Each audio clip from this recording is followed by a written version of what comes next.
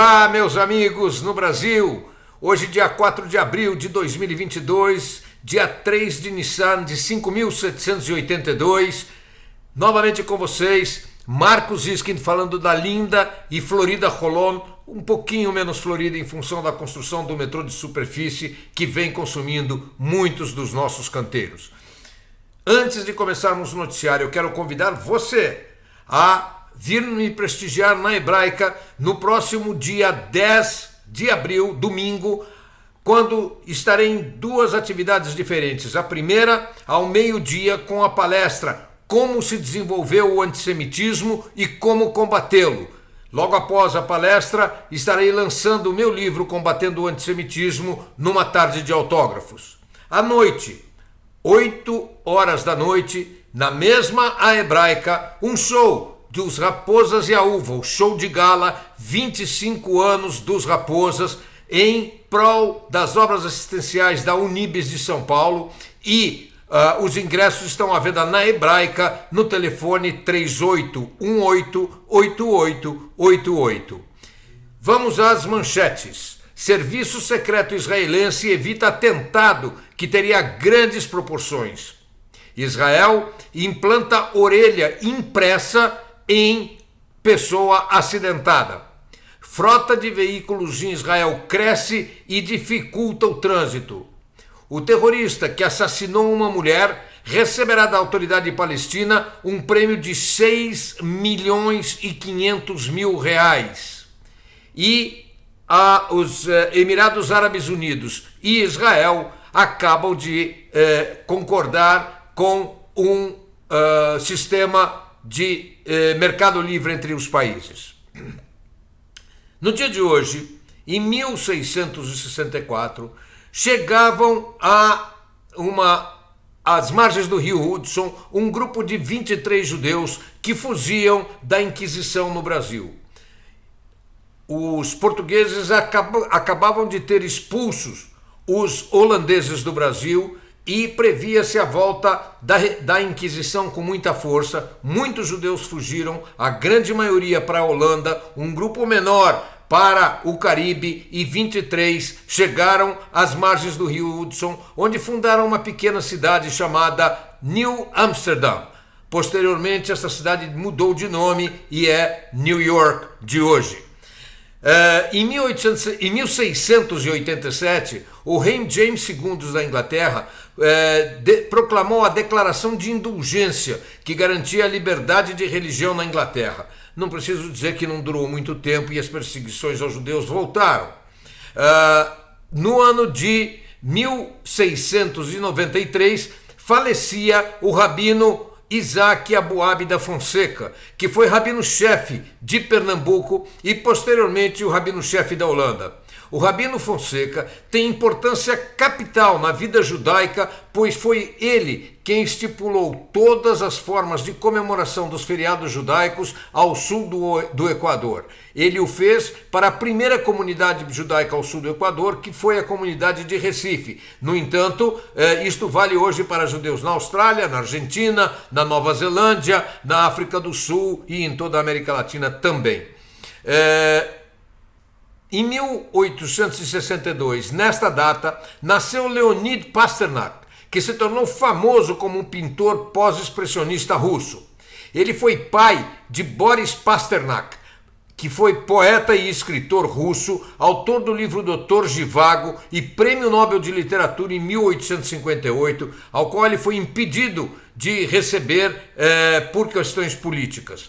Em 1894, nesta data faleceu em Nova York o rabino Abraham Pereira Mendes, nascido em Kingston, na Jamaica, educado na Inglaterra e pai de Frederick Mendes e de Henrique Pereira Mendes, também importantes rabinos, que serão objeto de um dos nossos próximos radar do mundo judaico. Em 1909, no dia de hoje, foi fundado o movimento Hashomer, que não tem conexão com o movimento Hashomer Hatzair. O grupo foi formado na tentativa de proteger judeus dos constantes ataques de bandos árabes que assaltavam as aldeias judaicas na então Palestina. Foi a primeira vez, depois de 1774 anos, quando terminou a revolta de Bar Kokhba, que se formou um grupo armado de defesa judaica. Até então, a proteção das aldeias era feita por árabes assalariados. Em 1920, este movimento Hashomer fundiu-se com a Haganá e se transformava em 1948 no atual Exército de Defesa de Israel. Em 1933, no dia 4 de abril, com a ascensão do nazismo, é promulgada a primeira lei antissemita na Alemanha, proibindo os judeus de ocuparem qualquer cargo público. 3 dias antes, havia começado um incentivo ao total boicote às lojas de propriedade de judeus. E em 1945, no dia de hoje, o exército norte-americano libera o campo de concentração de Ohrdruf, o primeiro campo de concentração liberado por forças norte-americanas. O general Patton descreveu o local como sendo o local mais horripilante que vi em toda a minha vida.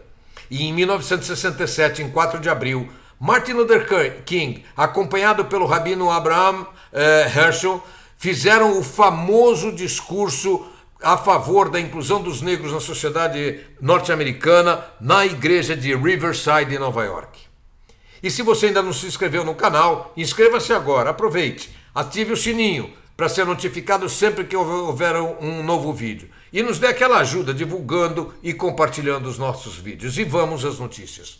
O Serviço Secreto de Israel, em conjunto com o Exército e a Polícia, conseguiram evitar um atentado de grandes proporções no último sábado. Um grupo de 3 terroristas da Jihad Islâmica saiu da cidade de Jenin em um veículo no qual foram colocadas placas falsas israelenses. Carregavam consigo metralhadoras M16, grande quantidade de munição e de granadas. 2 dias antes, estes mesmos 3 terroristas, ajudados por um quarto, abriram fogo de metralhadora sobre um posto militar, atirando 58 projéteis que de forma milagrosa não causaram vítimas. Segundo fontes palestinas, Israel conseguiu identificar o grupo e passou a monitorar o movimento deles, tendo inclusive colocado GPS em seu veículo. Israel não confirma esta informação, mas logo que o grupo iniciou seu deslocamento, 4 unidades de soldados israelenses foram colocadas em prontidão. A primeira para enfrentá-los no caminho na saída de Jenin. E caso essa abordagem falhasse, outras 3 estavam em locais sensíveis aonde poderia ocorrer um eventual ataque. Mas o primeiro grupo conseguiu interceptá-los já na estrada próxima ao local de onde eles saíram e lhes deram voz de prisão. Eles então abriram fogo, feriram 4 soldados israelenses, um deles o comandante da tropa que está hospitalizado em estado grave até agora. Mas os terroristas foram abatidos no confronto armado. No veículo, além da farta munição, foi encontrada a carta de despedida de um deles, na qual ele pede a outros árabes que promovam ataques mortais a israelenses, mesmo ao custo de suas vidas, terminando por afirmar que é glorioso morrer sob fogo inimigo. O 4º membro do grupo foi preso em sua residência no domingo. Este foi o 14º ataque terrorista evitado apenas neste mês, num esforço maravilhoso da inteligência israelense. No fim desta madrugada, de ontem para hoje, na Estrada 6, foi detido mais um terrorista, que se dirigia para mais um ataque, no qual pretendia vingar a morte dos 3 terroristas antes mencionados. Um operário árabe, funcionário de uma marcenaria em Jerusalém, foi vítima de um acidente quando uma carga de madeira caiu sobre ele e o derrubou sobre uma máquina. No acidente, 2/3 de sua orelha foram decepadas. O seu patrão conseguiu recuperar a orelha, colocou-a num saco de gelo e a levou ao hospital, onde tentaram fazer o reimplante sem sucesso. Foi então decidido fazer algo totalmente novo. Pesquisadores israelenses haviam anunciado em dezembro passado que tiveram sucesso ao combinar técnicas de impressão de órgãos, engenharia de tecidos e células humanas extraídas de uma pessoa para criar um implante personalizado para substituir órgãos danificados. Os médicos do Hospital Shaarei Tzedek, sob o comando do Dr. Yoav Gronovich, decidiram usar a técnica inovadora. Fizeram um total mapeamento da parte decepada e a reconstruíram em um molde plástico. Junto com o molde plástico, foram enviados pedaços do couro cabeludo e da pele do paciente para um laboratório nos Estados Unidos, onde a parte faltante foi impressa em 3 dimensões usando o material enviado. Numa complicada cirurgia, a orelha artificial foi reimplantada com sucesso e o paciente já teve alta. A orelha artificial dará praticamente o mesmo efeito sonoro da original e total efeito estético, que será 99% similar com a orelha dele, com apenas uma pequena ranhura na linha de implantação da prótese. Israel sofre com congestionamentos imensos, principalmente na área central do país. Notícias publicadas hoje dão conta de que a frota israelense foi aumentada em 4,4% apenas no ano passado. Isso significa uma venda inacreditável de veículos novos. O país vem fazendo imensos esforços para aumentar o uso do transporte coletivo. Assim, foi construído um metrô de superfície em Jerusalém que já está funcionando e também está em ritmo acelerado a construção de uma malha metroviária de 240 quilômetros na região de Tel Aviv e cidades vizinhas. Serão 5 linhas de metrô, sendo que a primeira já deve iniciar o transporte de passageiros até o máximo março próximo, era previsto novembro deste ano. Também a malha ferroviária vem aumentando bastante, com diversas novas linhas de trem, com o trem rápido já implantado, indo agora de Herzliya via Tel Aviv e Lud até Jerusalém, a linha Modi'in Jerusalém, que foi inaugurada ontem, e muitas outras que estão em construção. Medidas para desafogar o trânsito vêm sendo tomadas em todas as áreas. As estradas são alargadas constantemente em todo o país. Ontem foi anunciada uma significativa redução no preço do transporte público de até 50%, para com isso estimular as pessoas a deixarem seus carros em casa. Outras medidas radicais estão sendo tomadas. A cidade de Tel Aviv deve mudar a lei urbana e novos prédios só poderão oferecer uma única vaga, mas não para todos os apartamentos. 20% dos apartamentos em cada edifício não terão direito a vagas. Assim, apenas 80% dos imóveis terão direito e no máximo a uma única vaga. O número de vagas nas ruas também vem sendo reduzido e há um estímulo imenso para o uso de carros de aluguel por hora, similar ao sistema de bicicletas alugadas na rua no Brasil, que a pessoa pega num lugar e deixa em outro. Apesar de todos esses incentivos, o israelense segue comprando carros em ritmo alucinante. A entrada maciça de veículos elétricos em Israel está também ajudando a diminuir o consumo de combustível, mas infelizmente aumentando o trânsito nas ruas e nas estradas. Meus amigos, a autoridade palestina tem um programa altamente perigoso, o chamado Palestine Martyrs Fund, que consiste no pagamento de um salário a cada palestino que cometa um atentado contra judeus. Este salário é pago a qualquer terrorista ferido, morto ou preso. As famílias do falecido recebem uma ajuda vitalícia. O valor é tanto mais alto quanto mais alta a pena pelo delito. Assim, um palestino que seja condenado receberá no mínimo R$4.000 por mês, se a pena for curta, podendo chegar até $12.000, que são R$60.000 por mês para penas superiores a 25 anos. Além disso, ao sair da prisão, o terrorista recebe uma posição no sistema de segurança palestino. Prisioneiros até 3 anos saem como tenentes, até 6 anos como capitão, acima de 9 anos de prisão saem como major, e assim sucessivamente. Ontem foi dada uma pena de prisão perpétua a Muhammad Kabha. Ele assassinou, há 1 ano atrás, Esther Horgan, uma senhora de 52 anos, quando ela fazia uma corrida matinal num parque ao lado de sua casa. Esther, mãe de 6 crianças, teve sua cabeça esmagada a seguidos golpes de pedra. Muhammad confessou seu crime. Ontem, após o veredito, uma repórter perguntou a ele como ele, um pai de 4 crianças, se sentiu ao saber que matou uma pessoa, mãe de 6 crianças, e as deixou órfãos. E sua resposta foi um sorriso cínico e irônico. A repórter, que foi entrevistada no jornal durante a noite, disse que sentiu no sorriso como se ele estivesse dizendo a ela: se eu estivesse livre, você seria a próxima.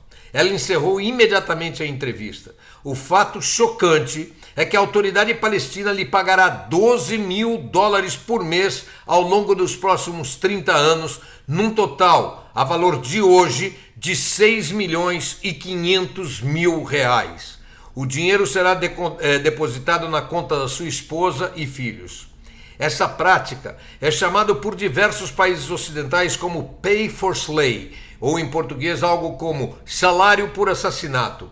É um indutor ao terrorismo, sem dúvida, numa sociedade pobre, onde o executor sabe que seu sacrifício dará à família condições imediatas de uma vida financeira tranquila dali para diante. Infelizmente, é uma coisa que deveria acabar.